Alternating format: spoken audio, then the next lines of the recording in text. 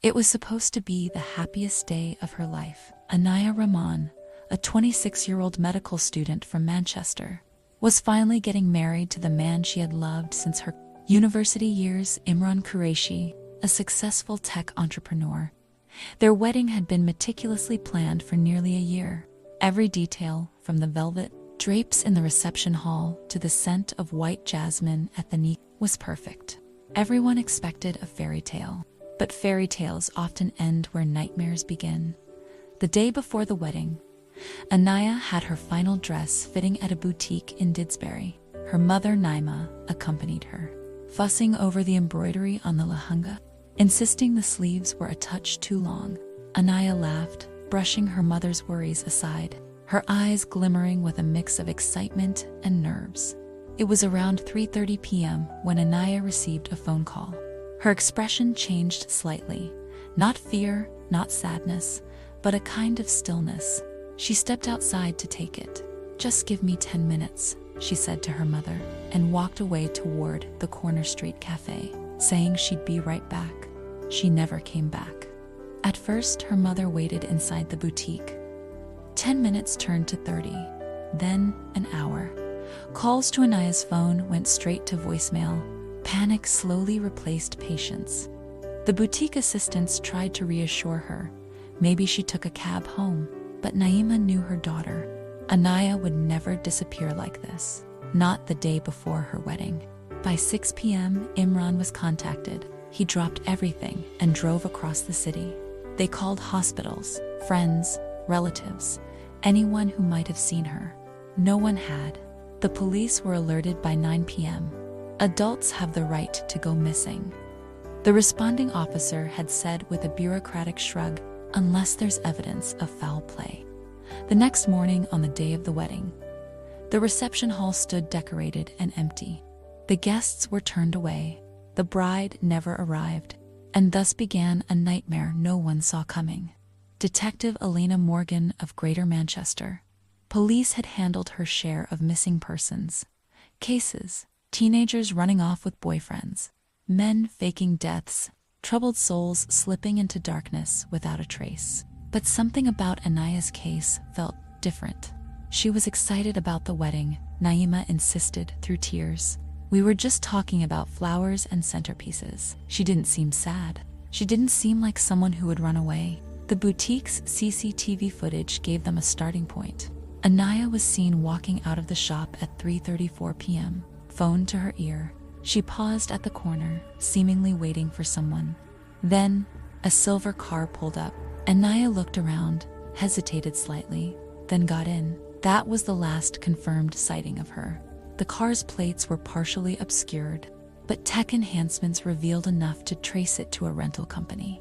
The car had been rented 2 days earlier using a fake ID. The address given led to an abandoned flat in Bern. Imran was beside himself with worry.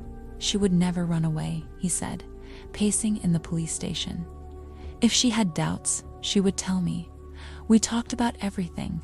Any ex-boyfriends, anyone who might want to harm her, asked Detective Morgan. Imran shook his head. She was focused on med school. I was her first serious relationship. But the investigation revealed that wasn't entirely true. Anaya had been texting a man named R in the weeks leading up to the wedding. The messages were deleted, but fragments remained, references to a truth she needed to face, and not being able to live a lie. Imran's face darkened when the detective read the texts aloud. That doesn't make sense. She told me everything. Who is R? They found the answer 3 days later. R was Rehan Malik, a classmate from Anaya's pre-med days. A brief romance that ended badly. He had dropped out and vanished from most people's lives, but Rehan wasn't gone. He was back, and possibly connected to Anaya's disappearance. They traced Rehan to a warehouse where he worked nights. He denied seeing Anaya, denied contacting her, claimed he didn't even have her number anymore. I haven't spoken to her in years, he said. I saw the news and was shocked. Why would I kidnap her? But Detective Morgan wasn't buying it. Something in his tone was rehearsed, too smooth. Then came the anonymous email. It arrived at the police station with the subject line, "She's not missing."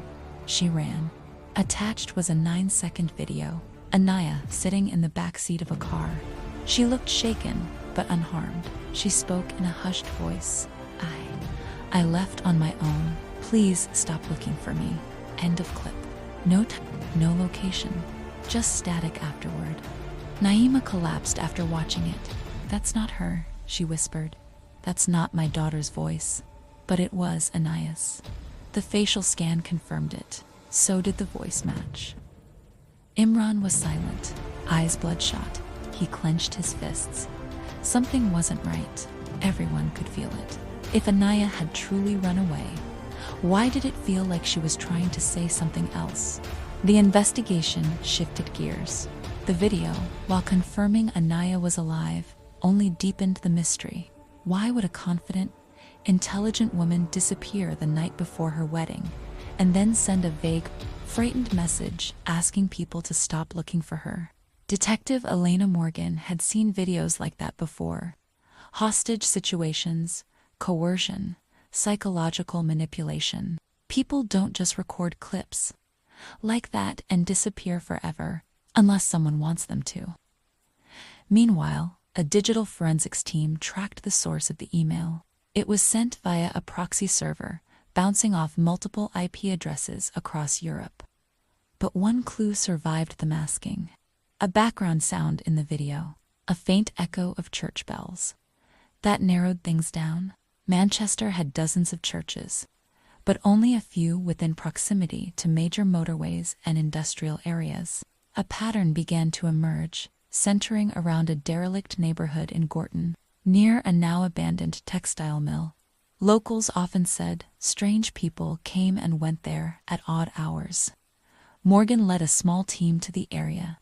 The mill, wrapped in rust and ivy, looked like something from a war zone. Broken windows, graffiti, and the faint odor of mold and metal filled the air. But in the rear building, the only one with a modern padlock, they found something disturbing. Inside was a makeshift room, a mattress, a camera, food containers, and women's clothing. There was a mirror, lipstick on the glass, and under the mattress, it was Anaya. The battery was dead, but the phone held crucial data. GPS history showed her last known active location was not the mill.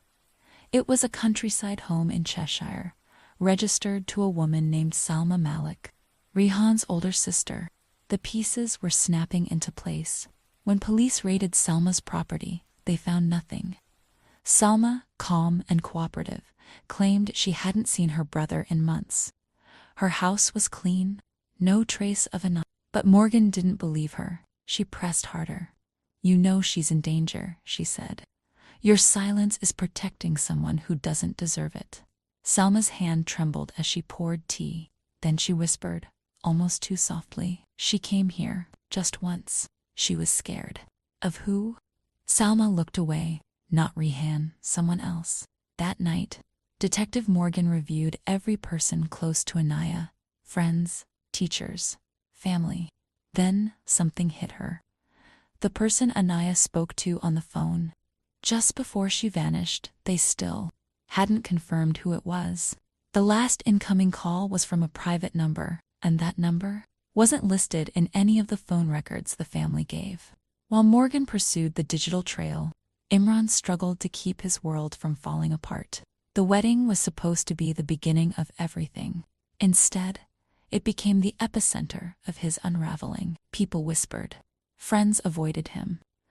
The press hounded him for statements. He moved back into his old flat alone. One evening, Imran received a message from someone he hadn't spoken to since. The disappearance. Zion, his best friend, and the best man at the canceled wedding. We need to talk. I know something. They met at a quiet cafe near Deansgate.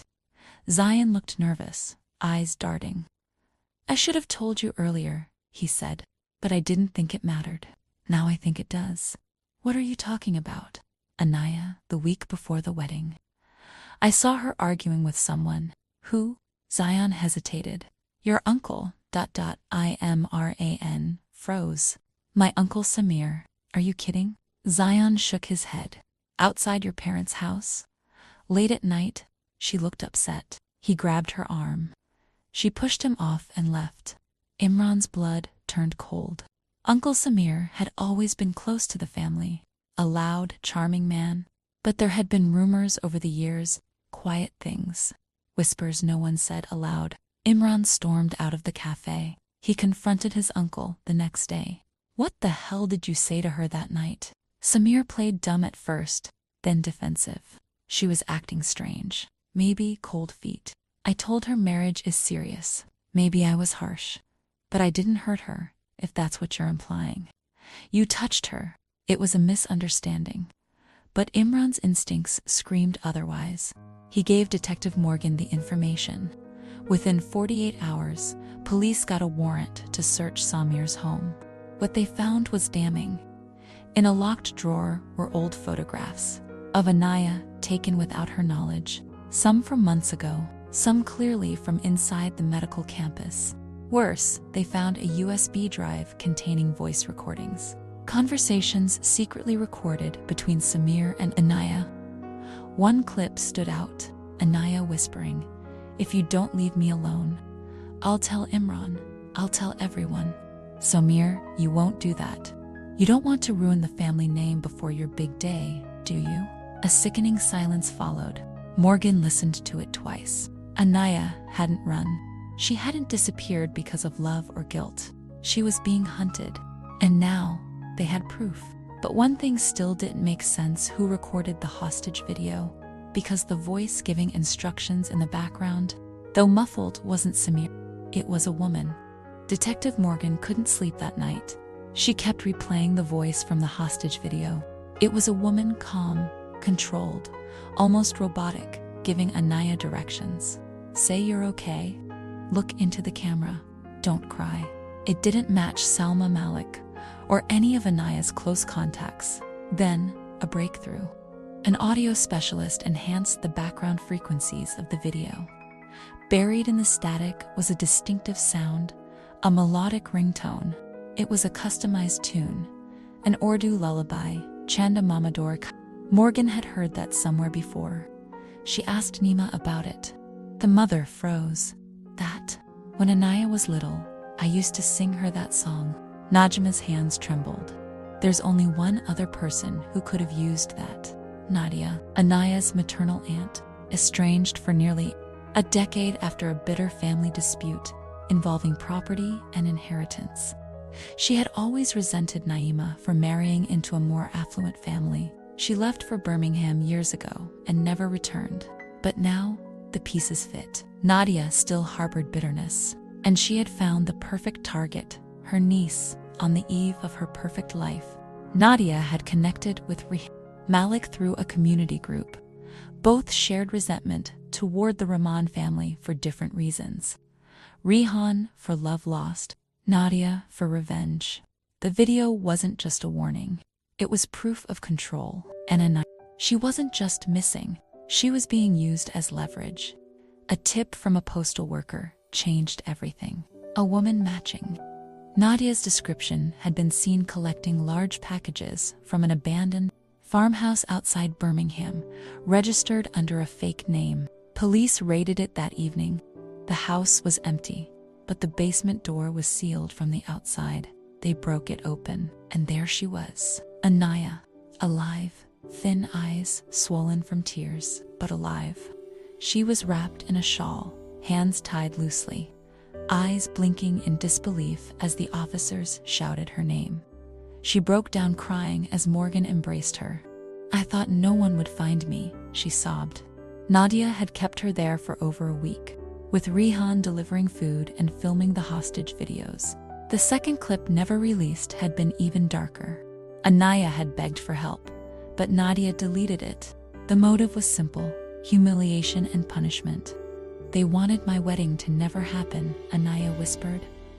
"They wanted to destroy me in the most public way." Rayhan had grown remorseful, but was too deep in it to walk away. Nadia had threatened to expose his secrets to past abuse allegations, drug charges. She had him under control. Anaya was finally safe. But the scars, they would take longer to heal. Nadia was arrested 2 days later in Leicester. trying to cross into Scotland. She went down screaming, denying everything, blaming her sister, blaming Anaya. She stole everything from me. Her life was supposed to be mine. She shrieked as officers cuffed her. Rihan turned himself in. He provided evidence that helped convict. Nadia Butt was sentenced to 6 years for unlawful confinement and aiding in abduction. Uncle Samir was disowned by the family and charged with harassment and stalking. Though his crimes weren't directly linked to the kidnapping, his reputation never recovered. As for Anaya, she returned home, but the wedding, it never happened. Not because she didn't love Imran, but because something had changed inside her. She had faced darkness, betrayal, and fear, and now she needed time to rebuild. "I need to find me again," she told Imran gently. "Before I become someone's wife, I want to be whole." Imran understood. He waited. 1 year to the day after her disappearance, Anaya stood before a crowd at a women's safety awareness event in London. She had become a symbol not of victimhood, but of survival. "I was silenced, controlled, and nearly erased," she said to the audience. "But I found my voice again. And now, I'll never let it be taken from me." The crowd gave her a standing ovation. In the back row, Imran watched quietly. After the speech, he walked up to her. "No pressure," he smiled, "but I still have that ring." Anaya laughed, tears in her eyes. "Maybe one day," she whispered. And they stood there, to people scarred, but stronger, on the other side of a nightmare that began the night before the wedding.